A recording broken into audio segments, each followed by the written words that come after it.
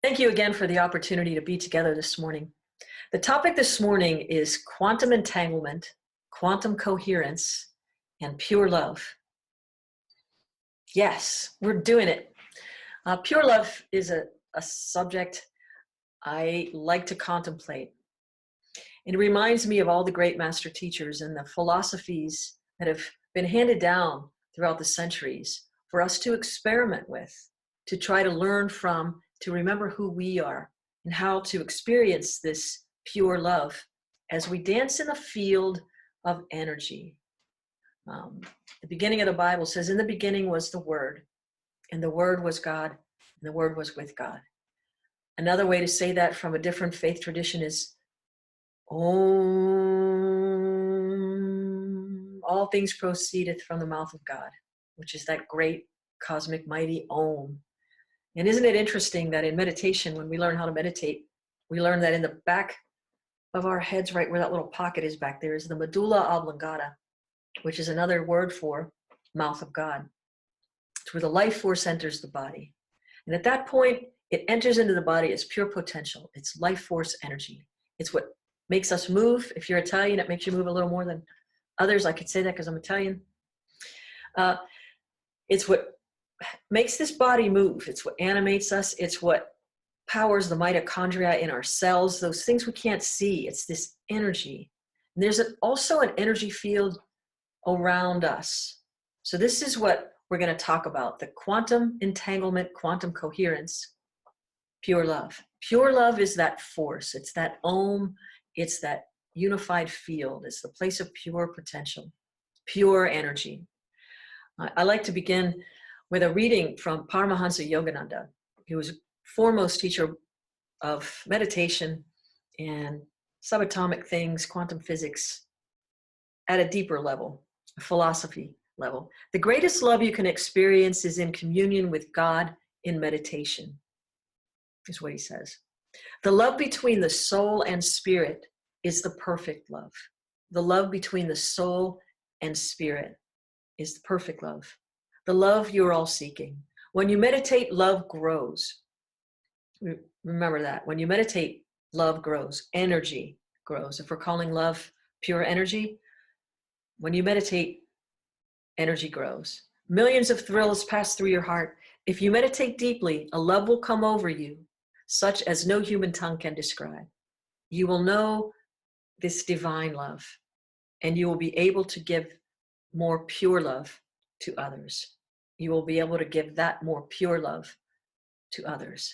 So this pure love, I'm going to take this opportunity to bring into the picture all those master teachers again. And I'm going to offer an idea to contemplate that they weren't only acting in a loving way, they actually became love itself. And I believe that's our invitation right now, is to not just become like the teachers who were loving. They were teaching us how we could transform ourselves, this bodily form, the matter that makes up the form, to transform our own life, body, consciousness, energy field to become love itself too, just like they did. They didn't want us to just think they were the only ones who could come and do that. They were on the edge. When you think about when these master teachers showed up on the planet, the faith traditions that are with us right now have been around for thousands of years. When you think about, if you were the first one to come off with the Buddha saying certain things, Jesus, the Christ, came out saying certain things too, and wasn't really popular at his time, but they created this shift with which we have been participating now for thousands of years.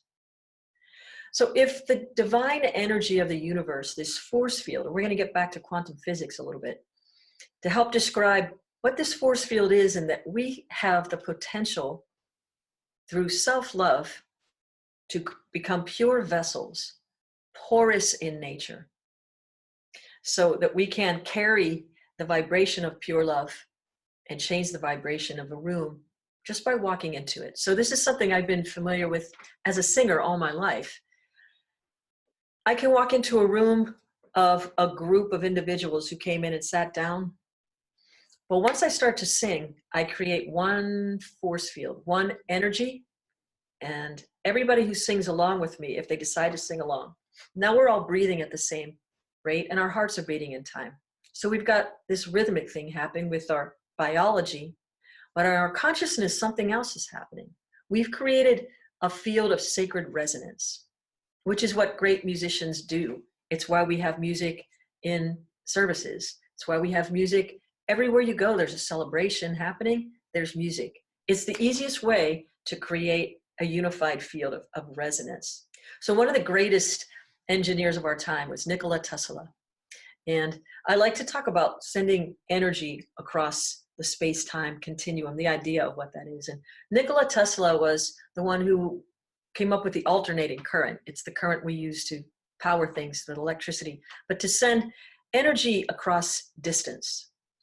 He's done more amazing things than that, but just the idea of being able to send energy over long distances is pretty powerful. But he was one of the greatest inventors to ever come to the planet. And this is one of his quotes. If you want to find the secrets of the universe, think in terms of energy, frequency, and vibration. Think in terms of energy, frequency, and vibration. So a quantum is a measurement. Physicists can't figure out still. It's the mystery. This is what I love about mysticism. Rumi and Hafez and the great mystics live in the mystery. They know how a quantum leap happens. They know how to participate with the energy of making this happen or that happen, or changing water to wine, or miracles, mysteries, miracles. The alchemy of love creates something from nothing. A quantum leap is a similar thing. They can't see how it goes from here to here. They just know it got there, but they don't know how. And I keep saying they, it's the scientists. But they experience it, and it continues to demonstrate this motion, this leap, over and over and over again. It's in a field of sacred resonance.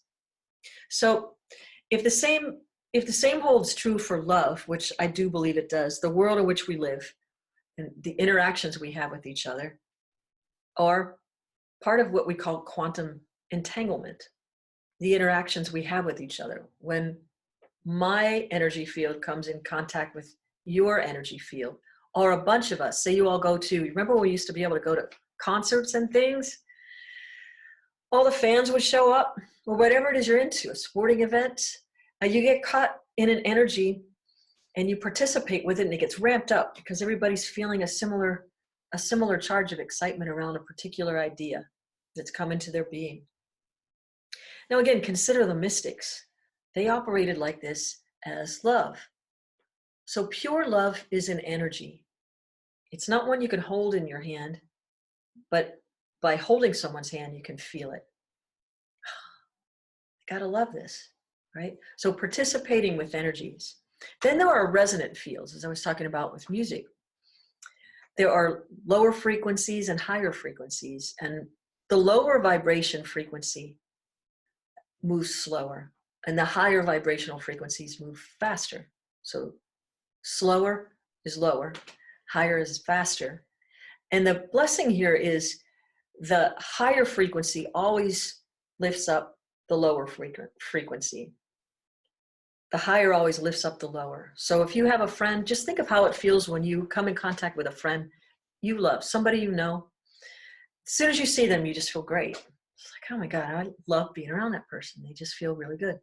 It's also the reason why we seek out master teachers, somebody whose vibration is very high. It's also the reason why some people leave certain philosophies or certain places, because they're resonating at a frequency that's just different. They need to be where they need to be. They might move a little faster, some move a little slower. There's a time for both. But if we're talking about an energy field more than a physical motion, now we're onto something that brings us back to love is energy. It's a field. So just thinking about these people, someone who's under a cloud, so to speak, might not be your favorite person to be around all the time. Or just think about when you go to the grocery store. Let's say you're looking up from your prized cantaloupe in the produce section, and you see somebody you haven't seen for a long time. It's like, oh my God, Remember when we used to be able to run right up and hug somebody? The feeling that would come over us? Yeah, it was great. Their field, that quantum entanglement, two energy fields coming together. One can make you feel really great. Conversely, if you see somebody you don't really want to hang out with so much, well, you just kind of do want to go to the other aisle. Try to get out of the store as fast as you can, or something like that. Think of any number of ways. You come home and you're in a really great mood and somebody else is just not, or you're in a really not so great mood and somebody comes in with great news. We lift each other up in this way.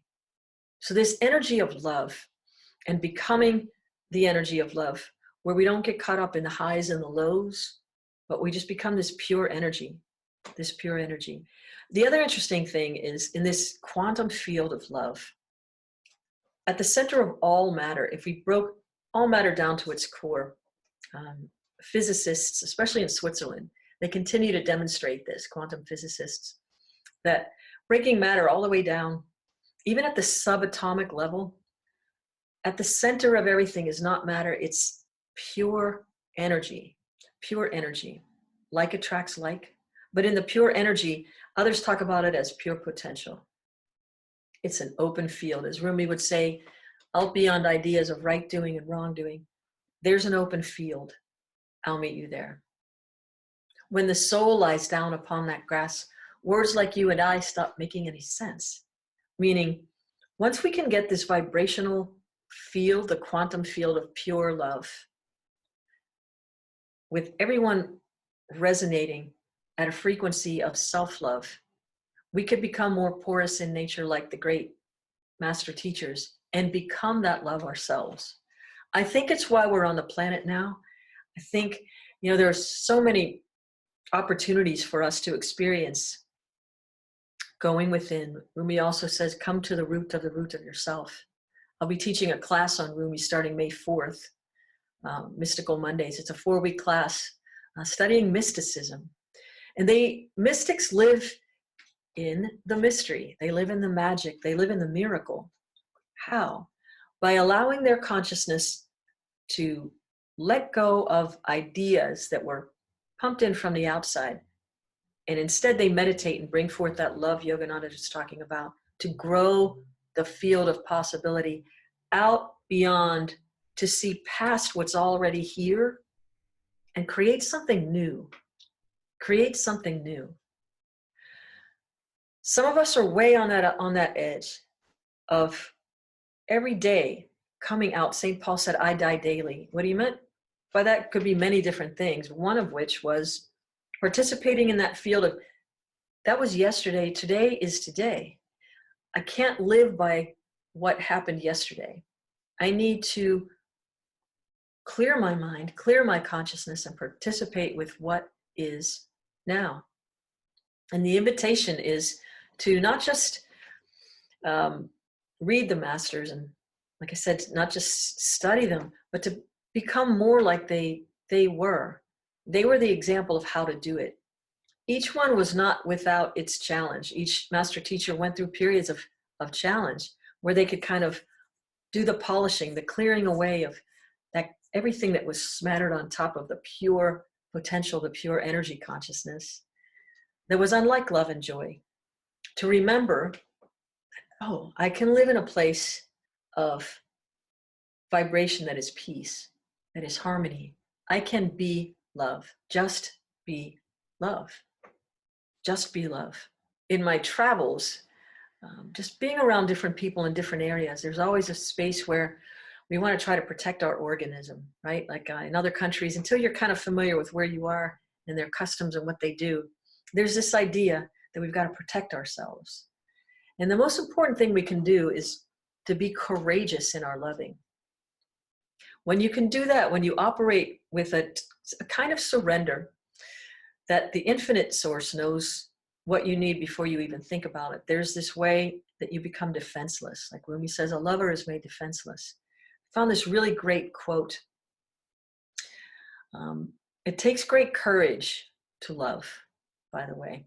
It's easier to be loved than it is to be loving. Being loved requires some degree of openness. However, if you analyze this, we find it's easier to be loved than to love. So being deeply loved by someone gives you strength. This is the quote, anonymous quote. I don't know who said this, but I love it. While loving someone deeply gives you courage, it takes a great deal of bravery to stand up to our enemies, but it takes just as much to stand up to our friends. Success is not final, and failure is not fatal. It's the courage to continue that counts. It's the courage to continue. So being deeply loved by someone gives you strength, while loving someone deeply gives you courage. And the word courage is French, it's courage. It means with heart. So to always be courageous in your loving keeps this space of openness to the potential, the pure love potential in the vibratory field, which is potential. Again, it's just all that is, and it's nothing at the same time. It's whatever you say it is. So what if what is yours to do is to uncover the ways that you can be most luminous in your experience? How can you be love? Just be love. And giving up our being loving to become master-like in that pure potential field of possibility of pure love, which is everything and nothing at all. You'll show up as the one who can love and let love. Love and let love. To love something is to let it be. To like something is to resonate with it. Like we like our friends, we like certain foods. Doesn't mean, if you don't like beans, it doesn't mean nobody should ever eat beans. Just mean you don't have to. You don't have to. So soothing ourselves right now too, in this time, trying to get back to those hormones that make us feel safe and calm so that we can open. Cortisol makes us want to close and not participate so much with the field outside of the ideas that are here. Like we're not safe, something's going to happen. If you can keep your cells super high and charged and vibrating with a sacred resonance of the universal field of pure love energy, it will help you feel better because your cells are going to get that spark of the joy they need. It's not woo-woo at all. Like we're participating with gravity. Most people don't know how that works, but it's fun that when you step out of your car, you don't go flying off into the ether somewhere. You're here. It holds us. Whether we realize how it works or not, there it is. There are scientists who understand these things. We don't have to. Same with electricity. You don't need to be Nikola Tesla to plug your cell phone in to charge it, or to plug in your computer, as it were, to Zoom with us today. So there are all of these ways that we can turn the searchlights back in. As Rumi says, come to the root of yourself. And a couple of the ways to just help calm things down is just listen to your self-talk, to be more loving. Clear away the things that don't make you feel so great about yourself. If you need to move your body a little bit, exercise maybe, try to get yourself out. These are the things I'm working with my coaching clients on. Just some simple ways you can be more loving of self during a situation where we're mostly getting cortisol released in our bodies. How can we open up? Laugh a lot. Be with friends even if you can't hold each other and give each other a big hug. Be in the resonant field of laughter with each other. Boy, there's nothing more pingy to ourselves than that. Meditation.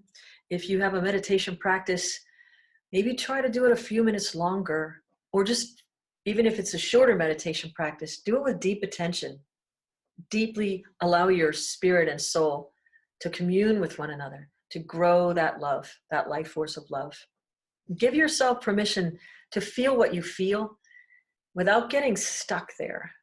Recognize what's coming up and allow yourself to move through it. Become porous in nature, like I said. Don't own it and don't make it mean anything. Just notice what you're feeling and allow it to pass in review, and you'll find you'll be more loving and compassionate to others. Again, these great master teachers each went through a transformation of their own to clear that consciousness that became them. Buddha sat for years and try to just clear his consciousness. Jesus, the same thing, disappears for 17 years, you know. Uh, any master teacher has gone through a period of trials, they would say, or some kind of a challenge that brought forth this inner knowing. He was in an effort to bring forth the inner knowing. So allow yourself that opportunity as well. And be gentle with yourself this week and always. And know that you are within a force field that is for you. It is all set up for your good, for your positive evolution. Let's say it like that. Even when it looks scary and tricky, none of us is going to live forever, but it's how we are living while we're alive that makes us come to life. You know, it's that kind of a thing. So try something new. Give yourself permission to try something totally new and not be so great at it. Just for fun. When was the last time you did something just for fun? So creating more joy in the resonant field is going to help us balance the whole of this challenge we're moving through right now. There's a quantum field, but if you get to the edge of it through the ways that keep you loving and safe and joyful, you will see past the ideas of what seem to be holding us together in one space-time continuum at the moment, and you'll bring forth new ideas. You'll bring forth new ideas, and they'll come from you, and you will light your own way. You will go and light your world. And let's take this into prayer. In this moment, I give great thanks, knowing that all things spring forth from the one unified field, that force for good, the quantum field of intelligence where it's pure energy. And this pure energy vibrates around me in a field of light. I attract like a magnet all that I need to maintain my love and joy. Knowing that love is the most powerful force in the universe, faster than the speed of light is the speed of love. It's one of my favorite quotes because it's so true. Fills us to overflowing. I allow myself to be in the flow of life, to become more porous in nature. I allow myself to just be love. Just be love. Just by showing up, I am enough. I release this knowing that there's an almighty force of love that loves me just as I am today and encourages me to improve my knowing. I want to get out to the edge and beyond, allowing myself to be a clear, pure vessel with which this divine light can pour through new ideas. I want to see past the thoughts that have already been thought. Or like the scarecrow would say, the thoughts that have already been thunk, into a new dimension. May we be the bringers of light, the ushers of a new consciousness that is waiting to be birthed through our open hearts. I say yes. I step forth in faith, knowing that I am divinely guided. All that I need flows right to me. All that I don't need flows right through me and out the other side. And as I keep moving, I collect all of the positive. I collect all of the joy, all of the love, all of the light. Thank you, God. Amen. Ashe. Om Namaste. Thank you for joining us.